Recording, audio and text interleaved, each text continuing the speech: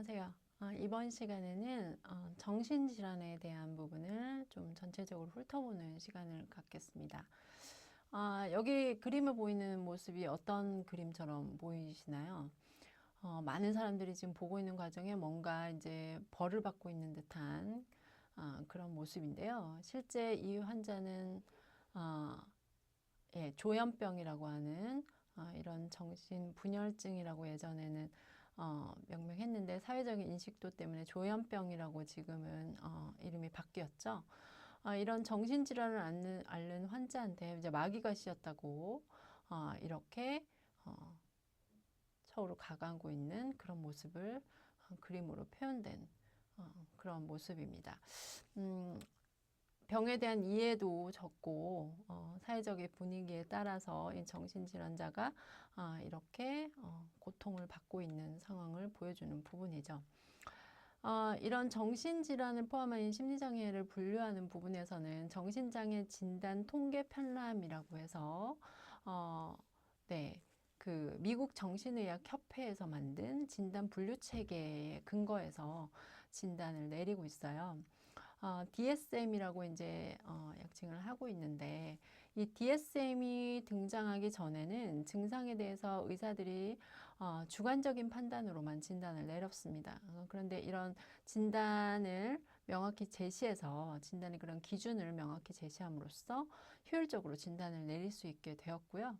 그래서 52년도에 DSM 첫판이 나오게 되죠. 그게 처음 개발된 이래로 2000년도에 네 번째 버전은 그런 기술 정정판이 제시가 되었다가 2013년도에 아주 오랜만에 DSM 다섯 번째 그런 편람이 완성이 됩니다. 그래서 실제 이 DSM은 정신질환에 집중이 되어 있기 때문에 ICD라고 하는 그런 국제질병사인 분류도 있지만 이런 부분은 모든 질병을 다룬다고 치면 DSM 같은 경우는 정신장애에 속한 부분으로 포커싱을 하기 때문에 일반인의 경우는 이 DSM을 사용할 경우에 단순히 정보를 얻는 용도로만 활용하셔도 좋을 것 같습니다.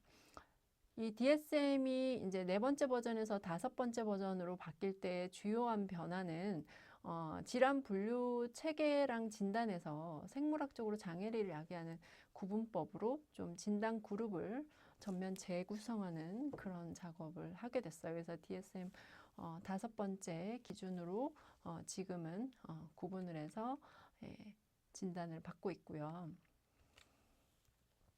거기에 근거한 주요 진단 범주를 보시면 첫 번째로 이제 신경 발달 장애, 보통 영유아기, 청소년기에 많이 발생되는 신경 발달 장애를 포함해서 말씀드렸던 조현병 스펙트럼에 속해 있는 그런 장애들, 그리고 이제 그 예전에는 기분 장애라는 표현을 이제 썼는데 좀 더 스페시픽하게 양극성, 우울 장애 이런 부분으로 지금은 구분해서 말씀을 드리고 싶고요.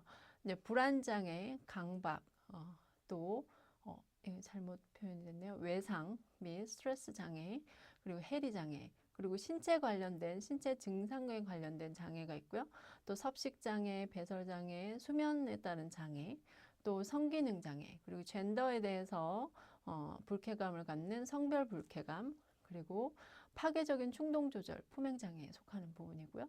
또 물질과 관련된 중독성 장애들이죠.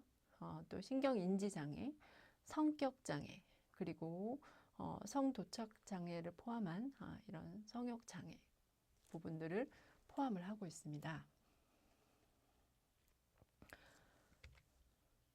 신경 발달 장애, 오늘 앞서 설명드렸던 모든 범주를 다 아우르기보다는 특정 몇몇 신경 장애, 그러니까 정신 장애를 조금 더 부각해서 여러분에게 소개해 주는 시간을 갖고 싶고요. 또 최근에 많이 이슈가 되는 장애들도 상당 부분 포함시켜서 여러분의 관심을 좀 충족시킬 수 있는 그런 방향으로 오늘 강의를 진행할 생각인데요. 신경 발달 장애, 여러분이 알고 있는 신경 발달 장애 어떤 게 있을까요? 가장 대표적으로 사실 제일 많이 연구가 되어져 있고 그 부분에 대해서 많이 알려진 것이 자폐죠. ASD라고 해서요. 자폐 스펙트럼 장애라고 해서 자폐 그런 증후군을 동반하는 그런 장애를 모두 자폐 스펙트럼 장애라고 표현을 합니다. 그보다 이제 발달 장애의 가장 첫 번째로 설명할 수 있는 건 지적 발달 장애라고 설명할 수 있고, 두 번째로 자폐 장애, 그리고 나머지 기타 발달 장애라고 보통 통칭을 하는데, 거기 안에는 이제 아동 발달 단계를 언급해서 설명할 수 있을 것 같은데요. 만성적으로 이 영유아기, 소아기, 청소년기에 시작되는 지적, 정서적, 신체적, 발달적 장애를 다 포함합니다. 지적인 부분에서 인지기능, 지적장애가 대표적일 수 있고요. 그리고 교육에 따른 학습장애가 동반이 될 수 있습니다. 그리고 이제 언어적인 부분에서 이제 소통이 어려운 그런 의사소통 장애가 생길 수 있고요. 또 행동장애에 속하는 부분으로는 바이폴러의 양극성과 그리고 또 ADHD 여러분 많이 들어보셨죠? 요즘에 많이 또 관심을 갖고 있는 부분이에요. 주의력 결핍, 과잉 행동장애. 주의력, 그러니까 어텐션이 안 됩니다. 주의 집중이 안 되고 과잉 행동 장애로 뭔가 더 넘치는 거죠. 그래서 하이퍼 액티비티라고 해서 좀 산만한, 많이 산만한 과잉 행동에 따른 장애로 ADHD를 언급하는데, 이게 이제 행동 장애에 속하는 부분으로 생각할 수 있고요. 그리고 이제 사회성 이제 결여로 생기는 장애가 이제 자폐죠. 그리고 운동능에 문제가 생기는 부분이 이제 뭐 마비를 포함한 틱 장애가 또 요즘에 많이 알려져 있죠. 틱 장애는 보통 운동틱이 있고 음성틱이 있어요. 하나만 나타나기도 하고 동시에 나타나기도 합니다. 한 1년 이내 정도 이제, 그런데 소수에서 만성으로까지도 퍼지게 됩니다. 100명당 생각보다 많아요. 5명에서 15명까지 요즘엔 틱장애에 대해서 그 분포가 많아지고 있고요. 운동틱은 한 7세 정도만 발병이 가능하고, 음성틱은 11세 정도, 빠르면 사실 2세에도 증상은 다 가능해요. 이런 틱장애가 스트레스나 그러니까 아동에서 나타나는 그런 운동능의 장애로 틱장애를 언급합니다. 눈을 깜짝깜짝 거린다거나 어깨를 한다거나 뭐 이런 반응을 통해서 부모가 제가 왜 저러지? 이라고 생각하면서 보다가 뭔가 좀 이상해서, 요즘엔 검색을 엄청 잘하잖아요. 설마? 하고 이렇게 가보면 의외로 틱장애가 사실 일시적으로도 많이 나타나게 돼요. 그리고 이제 빠르게 반응을 하면 이제 잘 없어지기도 하고, 근데 이제 아주 소수에서 만성적으로 이행이 된다는 거죠. 틱장애까지 이제 신경발달장애에 어떤 것들이 있는지 잠깐 설명을 드렸고요. 주로 생기는 지적발달장애와 자폐 스펙트럼, 그리고 나머지 기타 정도로 크게 카테고리를 나눌 수가 있다는 거죠. 신경발달장애의 자폐 스펙트럼 장애가 사실은 자폐 같은 경우는 보통은 이제 신체적, 사회적, 언어적 그런 상호작용이 상호작용을 하는데 이해 능력이 떨어지게 됩니다. 그런 신경 발달 장애를 통칭해서 이제 자폐 스펙트럼 장애라고 표현을 하는데, 여기 보이는 모습, 영화 마라톤에 나온 두 배우의 모습이죠. 자폐아를 양육하는 엄마의 모습을 보여주는 그런 감동 깊은 영화였는데요. 이걸 통해서 이제 자폐를 다시 한번 재조명하는 그런 기회가 됐죠. 사회적 상호작용이 결여되고 의사소통 장애, 또 제한적이고 반복적인 활동이 일어나는 그런 패턴을 보입니다.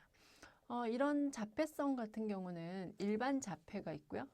카너 증후군과 같이 일반 자폐가 있고, 또 고기능성 자폐라고 해서 서번트 증후군이라고 그런 병도 있고요. 또 아스퍼거 증후군이라고 해서 또 한 3가지 정도로 나눌 수 있어요. 한국의 경우에는 2000년 이전에는 사실은 자폐성 장애를 가지고 있어도 IQ가 낮은 경우에는 지능지수 기준에 따라서 정신지체 장애로 2007년 이후에 지적장애에 등록이 가능했어요. 그런데 이제 IQ가 높은 경우에는 다른 말로 뭐 고기능성 자폐라던가 아스퍼거 증후군 아까 말씀드렸는데요. 일반 자폐가 아닌 다른 자폐는 사실 그 지능에 문제가 없거든요. 그래서 IQ가 높은 경우에 장애인으로 등록할 수가 없었습니다. 근데 2000년도에 이런 자폐장애를 발달장애로 처음에 등록을 했던 거고 2007년도에는 이런 발달장애가 자폐성 장애로 개정은 되었는데 2014년도에 실제 발달장애법 제정을 하면서 이 발달장애가 기본적으로 앞서 말씀드렸던 지적장애랑 그 다음에 자폐성 장애 두 개를 아우르는 표현이 됐어요. 그래서 앞서 말씀드렸던 ADHD나 학습장애나 이런 부분은 장애인으로 등록이 지금 안 되고 있습니다. 그래서 소아자폐, 비전형적인 자폐에 따라서 이런 기능이 생기면서 이제 장애가 나타났을 때 일상생활이나 사회적인 제약을 받아서 도움 없이는 안 되는, 그래서 자폐성 장애인이 실제 법률적으로도 지금은 보장을 받는 발달장애로 지금은 명명이 되고 있다는 거죠. 자, 그 앞서 말씀드렸던 그 일반 자폐가 아닌 것 중에 이제 아스퍼거 증후군 잠깐 말씀을 드렸는데요. 지금 두 번째 보이는 ADHD를 설명하기 전에 이 아스퍼거 증후군을 잠깐 말씀을 드리고 싶은데, 아스퍼거 증후군은 사실 그것을 발견한 발견자가 한스 아스퍼거예요. 그래서 환자들 중에 이제 이 아스퍼거라는 한스 아스퍼거라는 사람이 이 증후군을 발견할 수 있는 계기가 되었고, 그걸로 이제 처음 명명을 해서 이름도 아스퍼거 증후군이라고 말을 했는데요. 실제 이 증후군은 아직도 연구 중에 있는 주제예요. 그래서 학계 연구도 완성형도 아니고 아직 현재 진행형이죠. 그래서 지능이 정상이에요. 말씀드렸다시피 IQ가 높기 때문에 자폐로 인정 안 된다고 했잖아요. 지능이 정상이고 사회생활에서도 트러블을 일으킬 수 있는 상황이지만 머리로 이해가 되기 때문에 평상시에는 일반의 그 자폐성, 카너 증후군과 같이 사회성이 망가지지가 않아요. 그래서 근데 이제 극심한 스트레스를 받았을 때 그 리밋이 이제 풀리는 거죠. 그래서 스트레스를 받는 것 자체가 아스퍼거 증후군 환자들한테는 훨씬 더 크게 받아들여지는 겁니다. 네. 남자한테 더 많고요. 평균적으로 일반 자폐에 비해서 늦게 발현이 돼요. 그래서 사실은 이 한스 아스퍼거도 했던 말이 환자들 중에 많은 사람들이 대체로 잘 지낸다고 평가를 받는다는 거죠. 독립적인 생활 능력이나 취업이나 가정을 꾸리는 능력 면에서는 뭐 평균 이하이지만 그래도 상대적으로는 다 좋은 평가를 받고 지내고 있다는 거죠. 그렇지만 확실한 건 사회적 기능 장애는 해결이 어려웠다라고 언급을 합니다. 이런 아스퍼거 증후군을 포함한 이런 신경 발달 장애 중에서 ADHD는 실제적으로 아스퍼거 증후군 환자의 75%가 ADHD를 동반하고 있어요. 그래서 제가 ADHD를 설명하기 전에 아스퍼거 증후군에 대해서 잠깐 언급을 했던 건데요. ADHD는 그럼 뭐냐? 말씀드렸다시피 주의력이 결핍되고 과잉 행동을 하는 부분이에요. 소아나 청소년에서 나타나는 주의 집중력의 문제인 거죠. 과잉 행동의 문제고 다소 파괴적이고 공격적인 그런 문제들을 포함하고 있습니다. 그래서 말 그대로 주의 집중이 어렵고 산만하고 부주의하고 자기 행동을 통제를 못하고 과잉 행동의 난폭함까지 가진 겁니다. 이런 부분들 때문에 이제 ADHD를 그렇게 표현을 한 거죠. 제가 이 부분을 빠뜨렸군요. 영유아기에 자폐 스펙트럼 장애 증상을 보여주고 있죠. 이런 증상이 있다면 자폐를 좀 의심할 수 있습니다. 빠르게 진단을 받아서 거기에 대한 대처를 했을 때 치료 가능성도 열릴 수 있기 때문에 빨리 진행을 해야 되죠. 영유아기에 이제 자폐 스펙트럼 장애 증상이 지금 많이 알려져가지고 관심을 많이 받고 있는데 예전에 비해서요. 눈맞춤이 안 돼요. 또래 관심이 적고 나 이외에 다른 것에 별로 관심이 없어요. 그리고 사람들이랑 아이 컨택이 안 되는 겁니다. 예, 다른 사람을 잘 쳐다보지도 않고요. 같이 어울려 놀지도 않아요. 가상놀이가 잘 되지 않아요. 아이들은 역할놀이나 어떤 상황에 대해서 지금 상황이 만들어져 있지 않아도 상상을 통해서 지금 어떤 상황이야 뭐라고 하면서 거기에 맞춰서 무한한 상상력을 발휘하면서 노는 거를 한때 되게 즐기게 되는데 이런 가상놀이 자체가 안 됩니다. 그리고 누가 불러도 반응을 잘 하지 않아요. 그리고 어떤 특별한 자극, 뭐 그 어떤 특정 웃음소리라던가 뭐 옷감이 이렇게 사각거리면서 나는 소리라던가 그런 일정한 어떤 부분에 대해서 상당히 예민하거나 아니면 아예 둔감한 그런 반응을 따라가게 됩니다. 그리고 이제 뭐 이상한 행동 같은 거를 부적절한 반복 행동을 나타나는 경우가 있고요. 다른 사람의 몸을 도구로 사용해서 황당한 행동을도 가끔 할 때가 있어요. 이런 역류아기의 자폐 스펙트럼 장애 증상을 잘 이해하고 있어서 실제 자폐의 그런 조기 진단에 도움이 되길 바라서 이 그림을 발췌를 했고요. 다시 돌아가서 제가 이 부분을 잊어버렸네요. ADHD 얘기를 다시 돌아가 보면 그래서 이제 주의력 결핍과 과잉 행동 장애를 따르게 된다고 말씀드렸는데 이런 부분이 이제 소아나 청소년에서 보통 나타나는 부분이라는 거죠. 그래서 한 4가지 정도 이제 좀 주요한 특징을 설명드릴 수 있을 것 같은데 공감 능력이 정상이지만 표현에 어려움이 있습니다. 그거를 표현하는 방식이 좀 어려움이 있고 또 해야 하는 일에 대해서 부주의한 그런 형태를 보이고요. 규칙을 따르지 않고 적응이 어렵죠. 그리고 관심이 여기저기 급하게 변하게 되는 그런 반응들을 갖게 됩니다. 이걸로만 봐서는 사실 좀 어떻게 해야 될지 잘 모르잖아요. 사실은 앞서 말씀드렸다시피 아스퍼거 증후군 환자의 75%가 ADHD를 동반한다고 말씀드렸는데 사실은 둘 다 시간 개념이 없다거나 자기 인식이 부족하다거나 사회적으로 어우러지는데 어려움이 있다거나 또 다른 사람과 공감 표현하는데 어려움은 있는 건 동일해요. 그런데 둘 다 어릴 때 빨리 치료를 하는 게 효과적인데 아스퍼거 증후군 같은 경우는 좀 더 부모가 같이 변화해 주는 부분도 상당히 필요한 그런 병으로 설명이 됩니다. 그러면 이런 특징에 대해서 ADHD 환자와 아스퍼거 증후군의 환자가 가지는 그런 패턴이 어떻게 다른지 잠깐 언급을 드리면 만약에 이제 어떤 상황에 대해서 공감 능력에서 표현이 어떻게 다른지를 설명한다면 만약에 뭐 친구들이랑 같이 이 환자들이 섞여서 이제 대화를 하고 있어요. 근데 ADHD 환자는 다른 환자한테 얘기를 하는 거죠. 난 특정사의 그 오토바이 좋아한다. 그렇게 설명을 받았을 때, 나도 좋아해. 근데 너도 뭐 다른 계열의 오토바이도 좋아하니? 라고 생각을 해요. 근데 이걸 표현하는 방식이 좀 서툴러서 다른 환자들한테 당혹감을 들게 만든다는 거죠.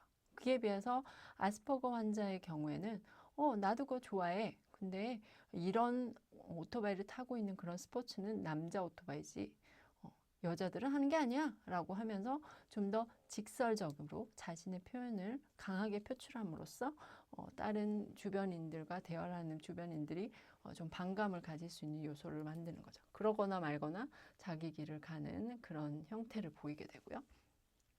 또 해야 할 일에 대해서 어떤 반응을 보이냐 하면 해야 할 일을 하고는 있지만 부주의하고 그런 것에 비해서 아스퍼거 환자 같은 경우는 뭘 해야 되는지 이해하지 못할 때 집중이 안 돼요. 그래서 ADHD 환자 같은 경우는 어떤 해야 할 일을 이해하고 있고 그게 뭔지도 잘 알고 있어서 그걸 설명할 때 집중만 잘하고 있으면요. 그리고 알고 있으면 수행 도중에 어떤 문제가 생기냐 하면 충동성으로 인해서 하던 일을 마무리 못하고 다른 일에 갑자기 또 관심을 갖는 뭔가 이렇게 변덕스러운 그런 부분이 생기죠. 근데 그에 비해서 아스퍼거 환자의 경우는 지시를 매우 세분화해가지고 했을 때는 수행 도중에 생길 수 있는 변수에 대해서도 자세하게 설명을 해줘야 됩니다. 그렇게 이제 완벽하게 설명이 이루어졌을 때는 문제 수행이 아무 문제 없이 잘 이루어지는 그런 것이 ADHD 환자랑 구분되는 부분이라는 거죠. 그리고 이제 규칙을 따르지 않고 조직에 적응하기 어려운 그런 ADHD 환자의 그런 특성과 비교해서 아스퍼거 환자 같은 경우는 규칙에 집착을 합니다. 그래서 ADHD 환자 같은 경우는 불문율을 왜 지켜야 해? 이해하지 못하는 거죠. 그에 비해서 이 환자는 아스퍼거 환자는 모두들 안 해도 괜찮아, 뭐 그건 안 해도 돼 라고 생각하는 따르지 않는 규칙에 대해서마저도 혼자서 그걸 다 하기 위해서 되게 노력하는 모습을 보입니다. 뭔가 좀 다르죠. 네. 또 관심이 여기저기 급하게 변한다라고 해서 ADHD 환자에 대해 그런 특성을 설명을 드린다면 아스퍼거 환자는 고집이 세고 관심 분야가 아주 좁고 한 가지에만 엄청 몰두하는 바뀌지 않는 성향을 가지게 돼요. 그래서 실제 ADHD는 전반적으로 산만하고 좀 과잉 행동을 한다거나 도무지 통제가 안 되고 이런 부분들 때문에 성장기 아이들한테서 ADHD 성향이 상당 부분 나타나는 부분에 대해서 사회적으로도 많이 요즘 관심을 갖고 있는 부분이고 이런 병들을 포함한 것이 신경 발달 장애에 속하는 부분이라는 걸 여러분이랑 한번 살펴보았습니다. 두 번째로 관심 갖고 보고 싶은 부분은 조현병 스펙트럼 및 기타 정신병적 장애. 조현병은 앞서 말씀드렸다시피 스키조프레니아, 영어로는 스키조프레니아라고 얘기하죠. 한글로는 정신불면증에서 지금은 조현병으로 이름이 바뀌었다고 말씀을 드렸어요. 영어로 한번 나눠볼게요. 스키조와 프레니아를 합친 말이에요. 프레니아는 횡격막에서 나오는 부분이고요. 그래서 마음을 표현을 했다고 치면 스키조는 분열을 한다라는 개념이야. 갈라지는 걸. 그래서 마음이 갈라진 거예요. 그래서 우리나라가 그렇게 처음에 표현을 했던 것 같습니다. 즉 마음이 통합되어 있지 않다는 거예요. 그래서 사실은 이런 조현병 환자들은 겉으로 드러나지 않아서 그렇지 인구의 한 1%를 차지하는 상당히 흔한 질환에 속해요. 유병률이 연구에 따라서는 뭐 2%까지도 다양하게 나타나고 유병률도 평생 유병률로 치면 1% 정도 차지합니다. 발병 시기가 한 10대 후반에서 30대 중반까지. 그래서 청소년기 이전에는 사실 발병은 드물어요. 남자가 여자보다 빨리 발병하는 경우고요. 발병률은 사실 사회적 계층이 비교적 낮은 가정 발병률이 상대적으로 높게 나타나고 있습니다. 그래서 문화적 차이는 거의 없더라도 이 서구 사회보다는 아프리카 지역에서 이런 해체형이 많이 나타났다는 연구 보고가 있어요. 조현병 경우는 망상, 환청, 와해된 언어, 정서적 둔감 등의 증상을 통해서 사회 기능에 장애를 가지는 질환으로 알려져 있습니다. 다른 부분에 대한 거는 이미 설명을 드렸고요.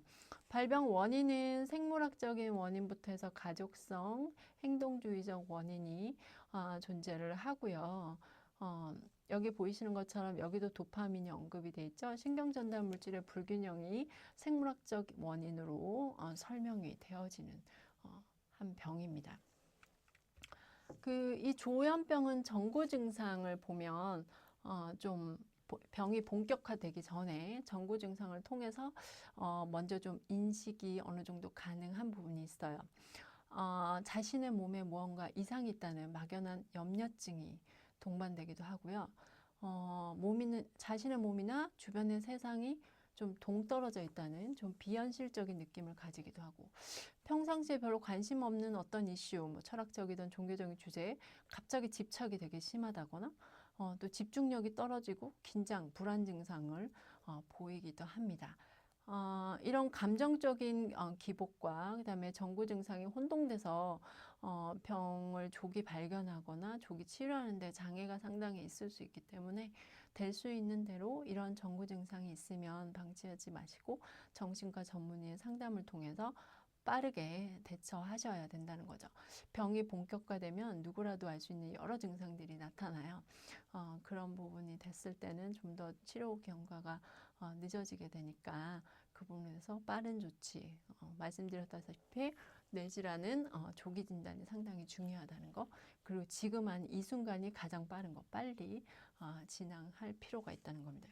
이런 전구 증상들이 지금 보시면 보이죠? 이런 것들을 한번 살펴볼 필요가 있다는 겁니다.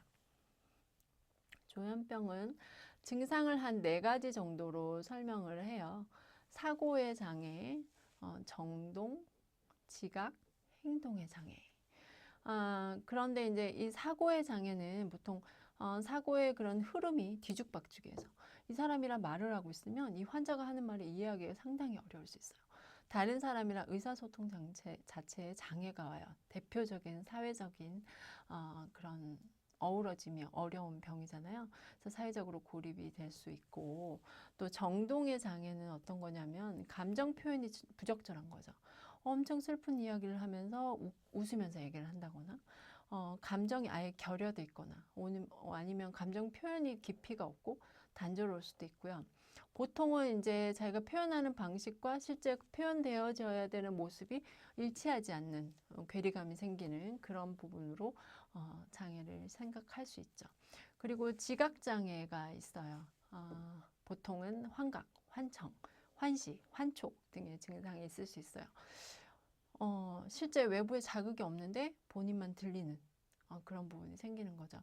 보통 이 그 지각장애 부분이 조현병 환자들한테 우리가 예상을 많이 하고, 그냥 일반인들의 입장에서 조현병 환자들의 모습에서 가장 많이 생각하는 그런 장애 방식이 아닌가 싶어요. 그리고 행동장애는요, 의욕이 저하돼서 아무 일도 하지 않고 대인관계도 안 하려고 하고 혼자 지내는 경우가 많고요. 때로는 말을 하지 않는 그런 거부 반응도 생길 수 있어요. 심한 경우에는 막 되게 충동적이고 기괴한 행동을 갑자기 하는 경우에 있어서 제어가 안 되는 이런 경우도 있죠.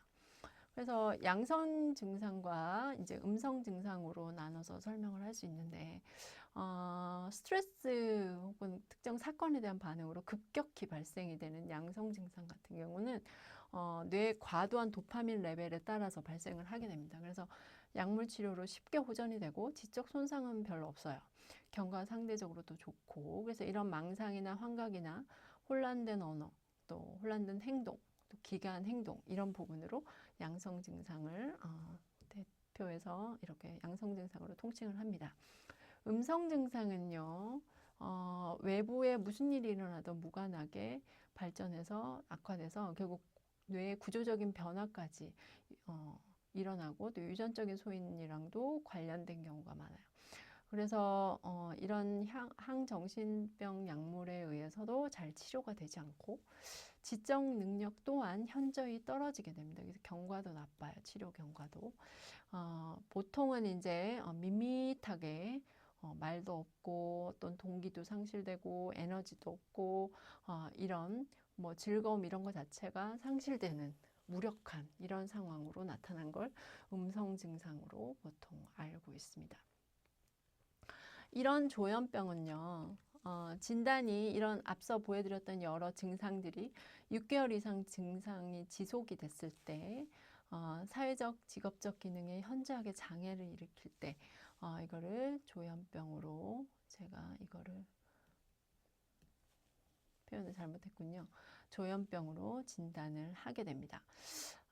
그렇게 이제 약을 먹으면서 이제 치료를 조기에 적극적으로 했을 때는 치료의 호전을 보아서 75% 거의 완쾌되는 게 25% 정도로 회복 능력이 상당히 좋습니다. 근데 이런 조현병 같은 경우는 사회적으로 사실 환자나 가족이나 보통은 자신의 가족이 이 조현병에 걸렸다는 거를 인정하지 않는 그런 부정의 반응을 가지게 됩니다. 방어적이죠, 상당히. 그래서 투약을 거부하기도 하고 이렇게 되면서 좀 치료가 상당히 어려움이 있어요. 그래서 치료를 시작했다고 하더라도 1년 정도 꾸준하게 약물을 잘 복용해야만 되는데 좀 처음에 이제 호전 반응이 나와서 이제 우리 가족이 나았어라고 생각하면서 약을 끊게 되면 나중에 그 정도 재발되는 경우가 훨씬 오래 걸려요, 치료가. 그래서 이 재발하는 경우가 엄청 흔하고 또 이렇게 재발하게 되면 복용 기간을 포함해서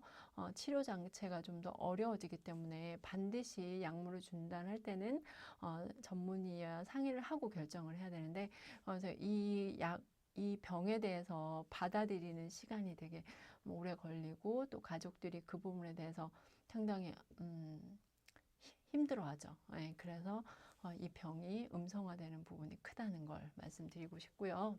치료를 적극적으로만 잘 하면 사실 치료도 상당 부분 호전되고 완쾌되는 율도 이렇게 높기 때문에 초기에 적극적으로 치료를 했을 때 이 병이 완치될 수도 있기 때문에 절대 약을 끊지 말고 지속적으로 하면서 전문의와 상의해서 약 치료를 조절을 해야 한다는 거. 그리고 회복이 되지 않고 만성적인 경과로 가는 것도 상당 부분 차지를 하고 있죠. 예, 이런 여러 가지 이유들 때문에 회복이 되지 않고 만성적인 경과로 가지 않을까 생각이 돼요. 치료는 약물 치료와 정신 치료가 있는데요. 약물 치료는 앞서 말씀드린 것처럼 사실 약물 치료가 가장 중요한데요. 예, 환청이나 망상 그런 사고의 장애에 상당히 효과적입니다. 약물을 먹으면서 바로 그 부분은 좀 호전이 될 수 있고 그렇기 때문에 예, 장기 치료가 되더라도 거기에 대해서 치료를 적극적으로 주치의의 그런 지도를 잘 따라가면서 한다면 완쾌도 가능할 수 있는 병이라는 것. 예, 그 부분에 대해서 좀 이해도가 생겨야 될 것 같은 그런 병입니다.